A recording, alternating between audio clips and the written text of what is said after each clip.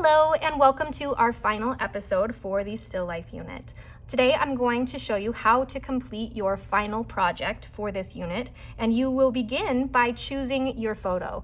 You are welcome to pick from my provided options that are located in the Still Life binder. You are also welcome to locate your own photo as long as it has solid black areas, gray areas that are maybe two different tones, and white areas. So it needs to have all those values present. If you are choosing your own photo, the size that we're working in is exactly 6x8. So you can crop your photo to make it match.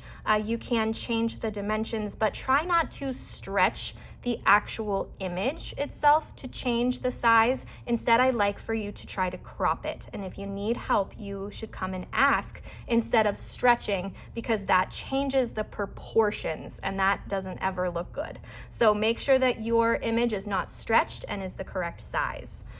Next, you will collect one of the final draft pages. It just has the box already measured out, so we know it's straight.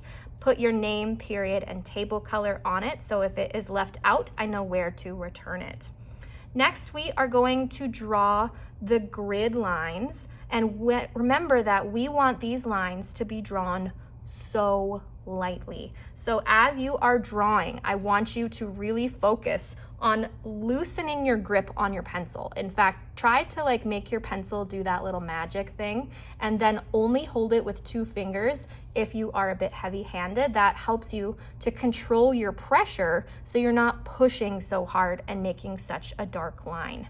Now, once you've drawn these lines nice and lightly, you are going to continue on to your final picture, and I would like for you to use a V5 pen. It looks like this. They're located in the pen blocks. And to start your grid, remember that we begin by, just drawing an X. So we're connecting those corners. We want to be very precise and go right into the corner, maybe even leaving just a smidge for the size of our pen to go into the corner itself.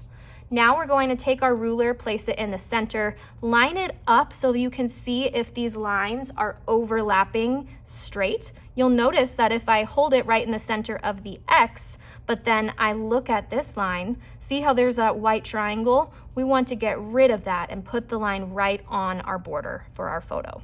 Now we're gonna trace and find the horizontal center and our vertical center.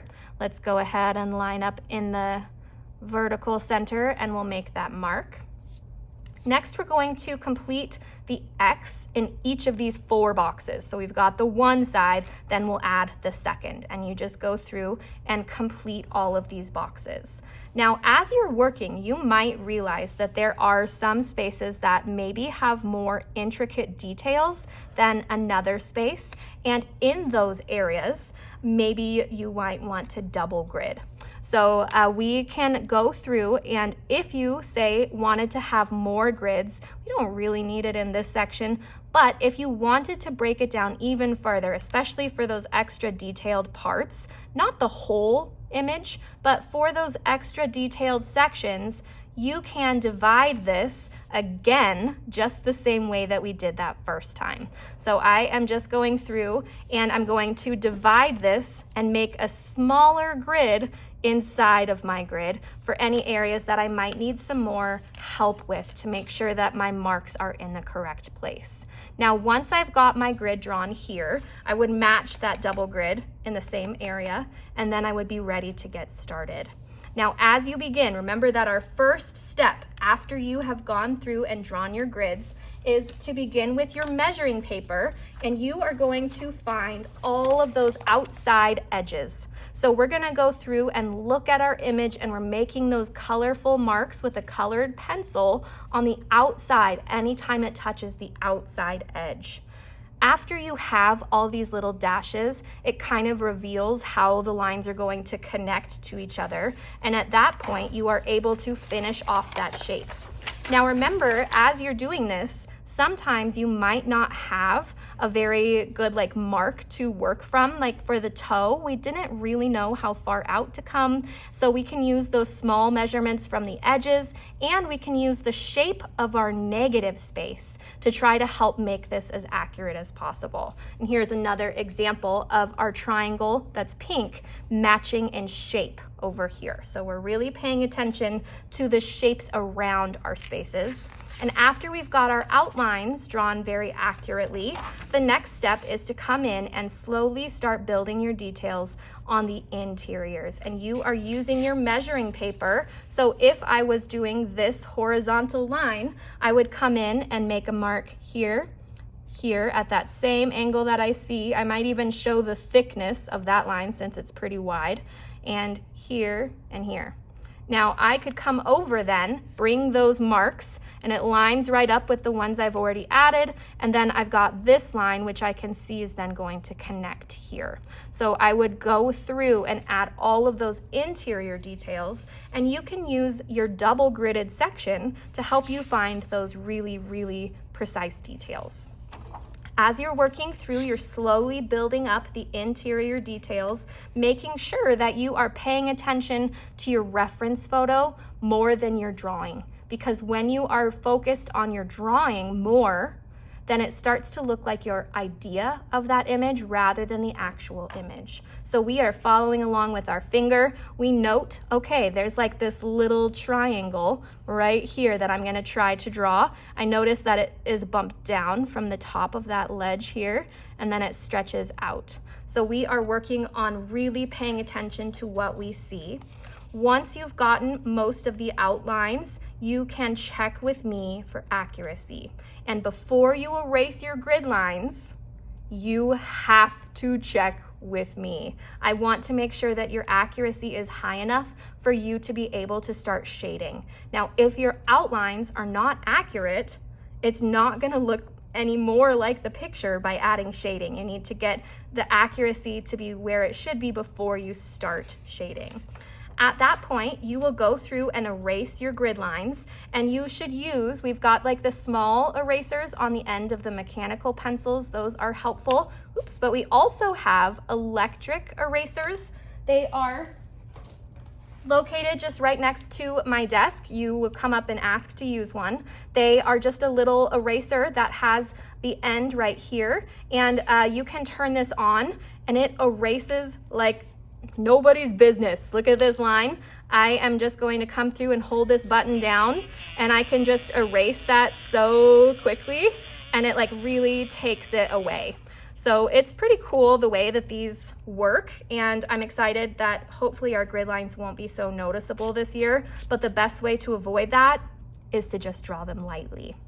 Now, as you have erased your grid lines, the next step for shading is to come in with your darkest values. So you're adding the very darkest black sections and you're filling it in until it's shiny. Then you're coming in and you're adding all of your values all the way up to value 5. Once you reach 5, don't add those light ones because we're going to use our blending stump to fill in those lighter values in the value scale.